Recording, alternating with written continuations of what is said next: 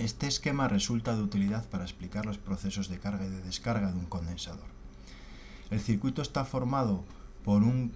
condensador, en este caso electrolítico, de 470 microfaradios que actúa como elemento central en el circuito. Además, existe un circuito o red de carga de ese condensador formado por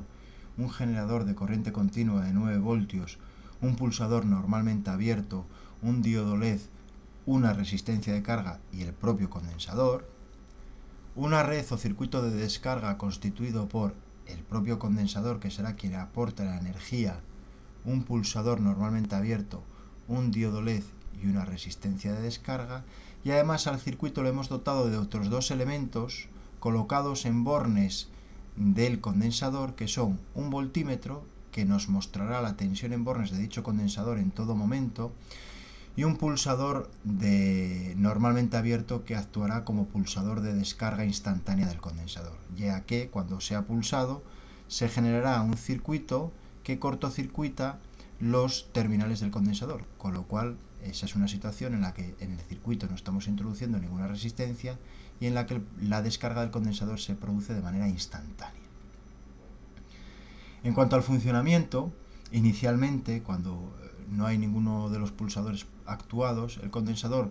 permanece descargado y por lo tanto la tensión que mide el voltímetro son 0 voltios. A partir de ahí procederemos a cargar el condensador pulsando este pulsador, con lo que observaremos que por el circuito circula una corriente de carga del condensador que será intensa al principio y disminuirá en intensidad a lo largo del tiempo. Eso lo podremos observar en el comportamiento del diodo y en el comportamiento de la lectura del voltímetro. El diodo inicialmente lucirá con intensidad y perderá intensidad e incluso llegará a apagarse según avance el tiempo, y la lectura del voltímetro aumentará de manera brusca al principio del proceso de carga, disminuyendo su velocidad de progreso a lo largo del tiempo de carga. De manera análoga, sucede lo mismo en el circuito de descarga, con el diodo y la lectura del voltímetro. Cuando iniciemos la descarga, el diodo lucirá con intensidad al principio, disminuyendo su intensidad luminosa, incluso llegando a apagarse según va avanzando el tiempo de descarga, y la lectura del voltímetro disminuirá de manera brusca al principio del proceso de descarga, disminuyendo más despacio según va avanzando el tiempo. Cuando aún le quede cierto nivel de carga al condensador, si pulsamos este pulsador, provocaremos la descarga instantánea. La simulación del circuito la vamos a hacer de dos maneras.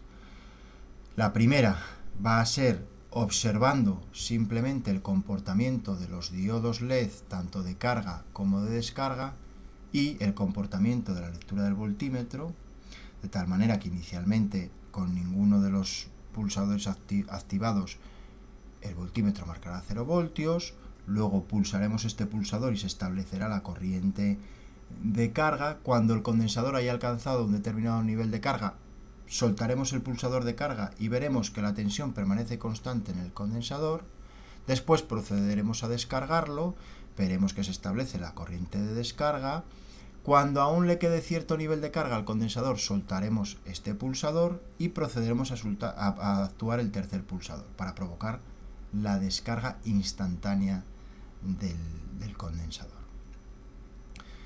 Después lo que haremos será simular el circuito, pero introduciendo un aparato de medida en el mismo. Introduciremos una punta de prueba en bornes del condensador que nos permitirá observar en una pantalla de osciloscopio, en la parte inferior de la pantalla,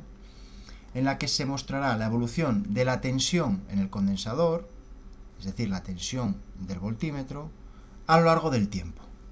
Inicialmente la tensión en el condensador será 0, pulsaremos el pulsador de carga y veremos que la tensión crece rápidamente para, según va avanzando el tiempo, crecer de manera más lenta y tender a los 9 voltios.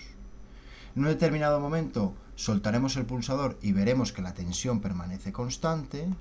Después pulsaremos el pulsador de descarga y veremos que disminuye la tensión de manera brusca y, según avanza el tiempo, pierde en brusquedad acercándose a los 0 voltios, y antes de que lo alcance soltaremos el pulsador, observaremos que la tensión permanece constante y pulsaremos este tercer pulsador para provocar la descarga instantánea del